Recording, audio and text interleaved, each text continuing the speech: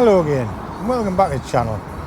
And today we're going to have a little walk around Newcastle and show you some buildings that you probably walked past and not even known the history. So let's go and see what we can find.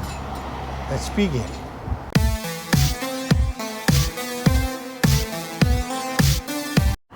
And this is the first one. As you can see, it is now Hotel de Bin and Bistro. It was built in 1907 as offices for the Tyne-Tees steam shipping company,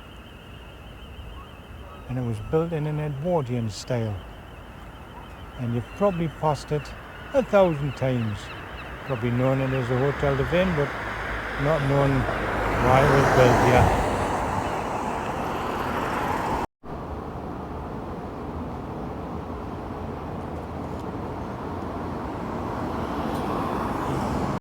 We're now at number 2, and this is the Holy Jesus Hospital, a hospital that was built on the site of a 13th century Augustine priory to house the poor freemen of Newcastle. The Holy Jesus Hospital site history stretches back to the 13th century, when Augustine priory flourished, offering solace and spiritual guidance to the locals. In 1291, the land was donated by William Barron to found the friary, which allowed the friars to act as educators, doctors and counsellors. And in 1681, a new chapter unfolded when the construction of the Holy Jesus Hospital on the friary site. Driven by public subscription and fueled by desire to help the underprivileged, it became a haven for the poor freemen, retired tradesmen who fell in hard times. The building housed 42 residents, offering them shelter, food and a sense of belonging. Residents lived in single rooms, each equipped with a fireplace and basic furniture.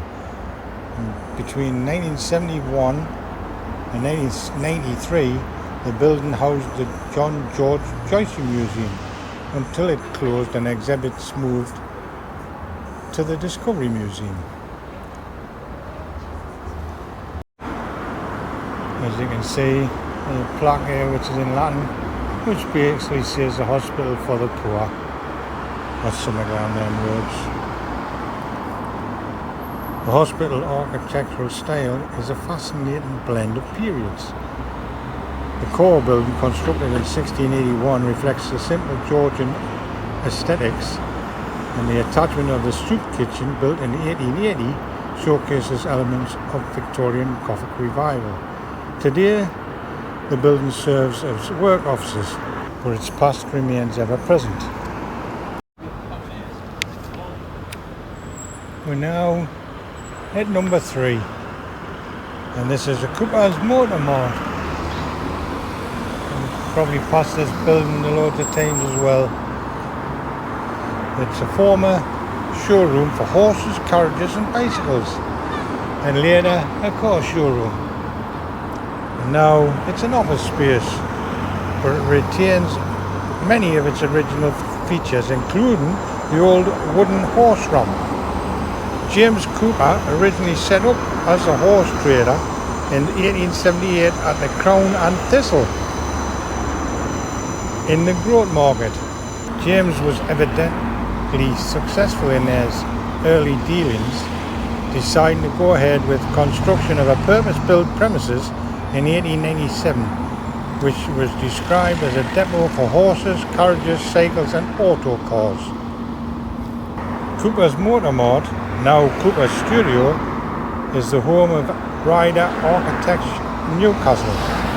Cooper's auction yard, as it was then, opened in the 16th of October 1897, and the building has accommodated on the ground floor for 150 horses and 20 dogs.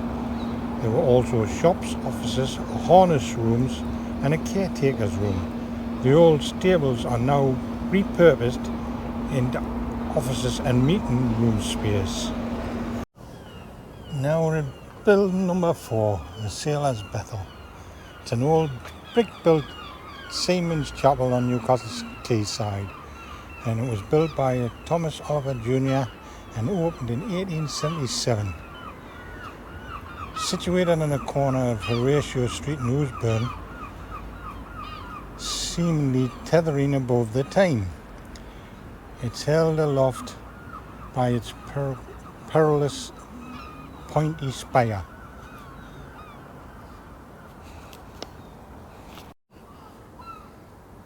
The spire indicative of a religious building, but it doesn't look like it chunky enough for a church. Bethel in Hebrew for house of God, and as such this small building was non-conformist chapel.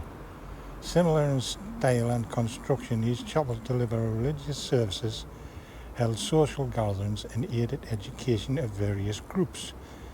Also a Sunday school was held here, with an additional rooms being added to the end of the building in the 1900s.